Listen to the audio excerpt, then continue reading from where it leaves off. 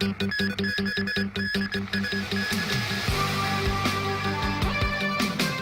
Jintao calls on Leung Chun-ying to boost unity and harmony. The end to Bo Xilai's political career. And massive earthquakes hit off Indonesia.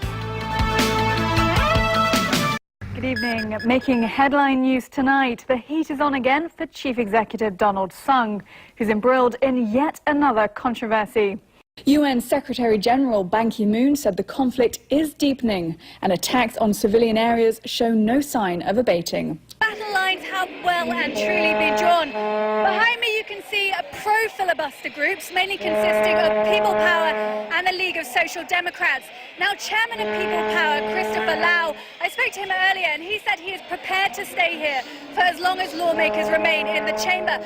And if you come with me round here, you can see the anti-filibuster group.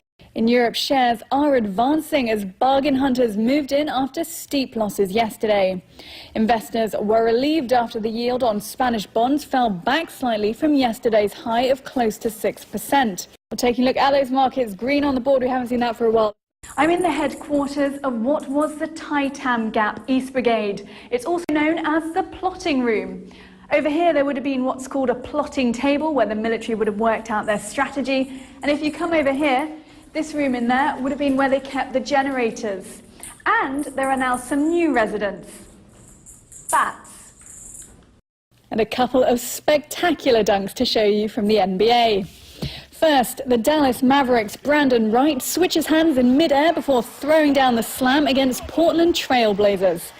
Now, as you probably can hear, Chris, the crowd are loud and they are angry. There have been a cacophony of complaints here today, from the by-election issues to the home ownership scheme to insurance to the budget, you name it, there have been protests about it. Now, yoga's been around for thousands of years, but not quite like this. I borrowed Snowball here and we're going to give it a go. You ready, Snowball? Oh my word! It's a lot harder than it looks, actually. Finally, this election has been dominated by scandal and mudslinging. But protesters here serve as a reminder that Sunday's election is not about headlines, it's not about scandal, it's about electing a credible leader, something that people here currently don't think Hong Kong has. Back to you in the studio.